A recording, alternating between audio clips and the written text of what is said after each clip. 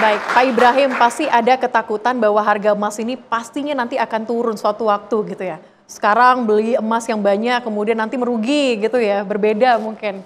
Ataupun tidak sesuai dengan ekspektasi orang-orang misalnya. Menurut Anda bagaimana dengan hal ini? Kapan waktu misalnya emas itu akan naik, kemudian emas itu akan turun, pemicunya apa saja? Ya, jadi kalau saya lihat bahwa emas dunia ini naik ini kan karena ada fund-fund besar, terutama dari Amerika, Eropa, Asia, yang mereka memang sudah mengetahui bahwa harga emas dunia itu akan di level segini. Misal satu contoh, pada saat kemarin ya harga emas dunia itu menyentuh di level 2.150. Ya.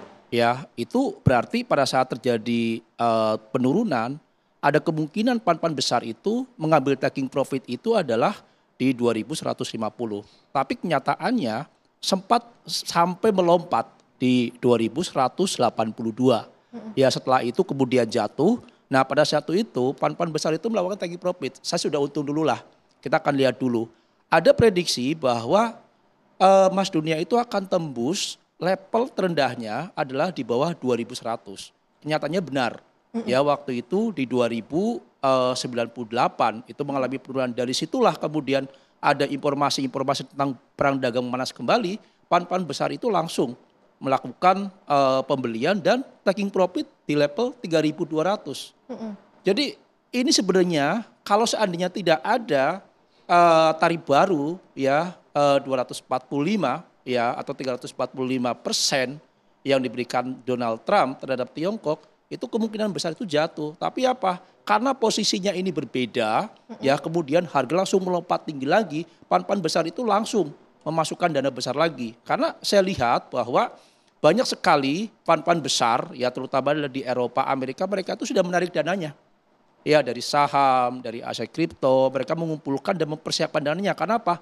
Ini adalah waktu yang tepat untuk melakukan investasi di logam mulia. Nah pada saat nanti harganya tertinggi, naik tertinggi, dan saat ini pasti telinga-telinga dari fund-fund besar ini yang dekat dengan pemerintahan Trump pasti ingin tahu ini sampai kapan ini? Ya apakah di kuartal ketiga atau kuartal keempat? Karena saya tidak yakin perang dagang ini akan berlanjut di tahun 2026, tidak akan berlanjut. Kenapa? Bisa saja dengan perang dagang ini kemudian semua negara ini merasa introspeksi diri, kemudian mereka ya udahlah kita win solution gimana caranya agar neraca perdagangan antara Amerika dengan negara-negara yang lain ini menjadi balance.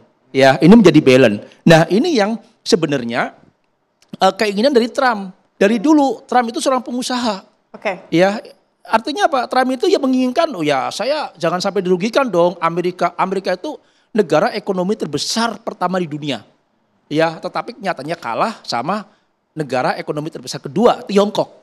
Ya kan, Tiongkok begitu besar, mungkin karena penduduknya cukup besar, kemudian setiap membuat satu bisnis, produksi, harganya lebih murah sehingga apa? Mengalahkan ya produk-produk dari Amerika dan Eropa. Ini yang membuat satu kebencian ya bagi pemerintahan Trump saat ini. Bukan Trump saja, kaki-kakinya saja, pejabat-pejabatnya ya di sini pembantu presiden itu sama. Semua satu sepakat bahwa harus ada perang dagang.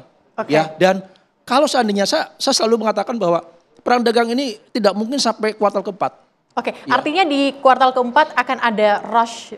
Nah ini satu pertanyaan. Kalau seandainya di kuartal keempat kemudian harga mencapai level tertinggi ya di 2.400, kemudian para analis bilang ini harga tertinggi, jual nih ya, masyarakat menjual. Nah ini pertanyaannya, Antam gimana nih?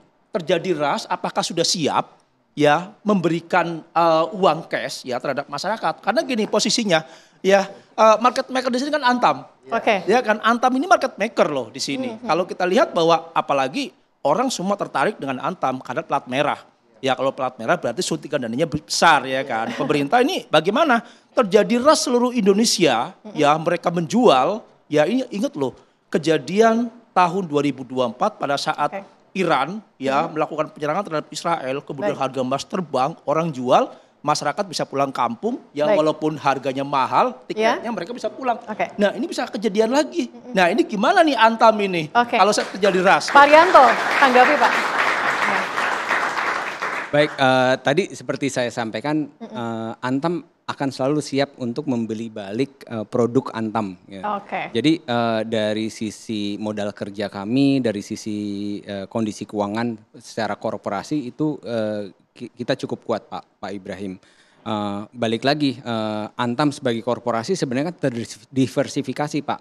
Kita bukan hanya bergerak di emas tapi juga di nikel dan boksit. Jadi arus kas kami juga didukung atas diversifikasi tersebut gitu. Balik lagi nilai investasi dari emas tadi, pandangan kami tentunya jangka panjang. Kalau ada yang mau jual ke kita, ya kita ngelihat nilai intrinsik emas itu pasti selalu ada Pak. Walaupun harga itu bisa fluktuasi turun sesaat, tapi pandangan kami jangka panjang. Dan dari tren historis emas, kalau kita tarik balik 10-20 tahun, ya trennya selalu naik gitu. Jadi pandangan kami berbeda dengan konsumen yang jangka pendek dan kekuatan keuangan kami juga cukup kuat untuk mendukung produk-produk kami yang ada di masyarakat. Nah ini sekarang itu berbeda. Ya kondisi global yang memanas, kemudian perang dagang, ini fluktuasi emas dunia ini luar biasa. Kita nggak bisa memprediksi karena apa? Dalam satu hari bisa $50 mengalami kenaikan. Kayak misal nih, tadi sore ya saya sebelum berangkat nih saya cek dulu. Ini sudah di level 3.317. Saya belum pernah bisa memprediksi bahwa akan di hari ini akan di 3.317. Baru kemungkinan besar minggu depan baru kena. Nah ini artinya apa? Bisa saja masyarakat akan FOMO kembali. Ya besok-besok selama ini pasti akan terus kejar. Nah karena apa? Mereka pasti tahu, wah ini Ibrahim bilang katanya nanti di 2.400 ya di 2.400.000 kemungkinan besar ini tertinggi dan mereka akan jual. Akan terus ada penaikan gitu ya, kenaikan dari harga. Kenaikan ini. Oke baik Pak Ibrahim, saya mau kasih kesempatan juga untuk Pak Harli boleh dikasih mungkin singkat saja kepada masyarakat yang saat ini mungkin lagi berapi-api untuk membeli emas. Baik, saya akan berikan sudut pandang yang dari angle yang berbeda dulu ya, karena di mana-mana. Pak Harli mohon maaf nih karena waktu kita singkat, mungkin bisa singkat saja. Jadi yang namanya orang membeli, jangan pernah kita membeli karena emosi, karena perasaan. Kita harus membeli dengan knowledge yang cukup. Itu sih saran saya. Jadi kalau Anda ingin berjual beli, ya saya setuju sama Pak Safir. Jangan berjual beli di situ ya. Lebih baik di instrumen yang lain banyak yang lebih cocok untuk diperjualbelikan. Tapi kalau untuk menabung, saya tetap beranggapan bahwa emas itu yang mantap. Kalaupun ras, tetap banyak orang yang mau beli. Baik Pak Harli, terima kasih. Dan juga para narasumber kita luar biasa sekali nih ya pembahasan kita pada malam hari ini. Untuk mencerahkan masyarakat, apakah hanya emas saja yang bisa digunakan saat ini, dijadikan salah satu modal untuk berinvestasi, tapi juga ada saham. Gitu ya. Dan jangan lupa, jangan gunakan uang panas Anda bisa manage uang Anda lebih baik lagi untuk nantinya diinvestasikan ke emas. Dan terima kasih juga adik-adik mahasiswa yang hari ini sudah hadir di studio TV One di Indonesia Business Forum. Dan pemirsa, demikian Indonesia Business Forum, kita ketemu lagi pekan depan. Saya Celia Alexandra, terima kasih, sampai jumpa.